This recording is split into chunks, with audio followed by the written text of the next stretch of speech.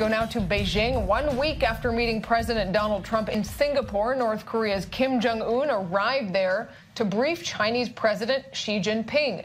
It's the third meeting this year between the leaders, and unlike the previous two, which were kept a secret until afterwards, Kim was given a warm public welcome.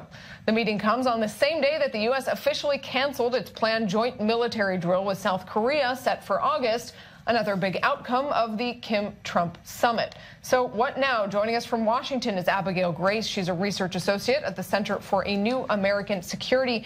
Abigail, before we even get to those joint military drill canceled, you're a close watcher of China. China is going to play a very fundamental role as really the closest ally to North Korea in any kind of deal that happens. What are you watching for? What needs to happen at this meeting? Well, I think that what we've seen so far from the outcomes of the meeting between President Xi and North Korean leader Kim Jong-un is that China has really begun to have more of its say in how this whole process is unfolding. As you mentioned in your interlude, this is the first time that when North Korean leader Kim has traveled to Beijing, he's received this sort of public welcome that in the past his meetings were kept secret, not informed to the public beforehand. And I think we see now Kim Jong-un really willing to step on the world stage and assert more of his own diplomatic role with China.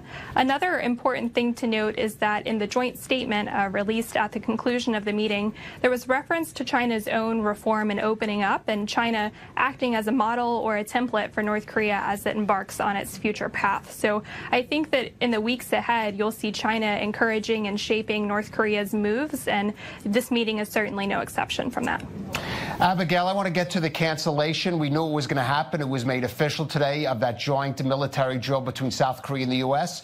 President Trump very reasonably says this is an outcome of the summit, easing tensions, while, for example, North Korea freezes or says it's freezing its nuclear program and nuclear testing.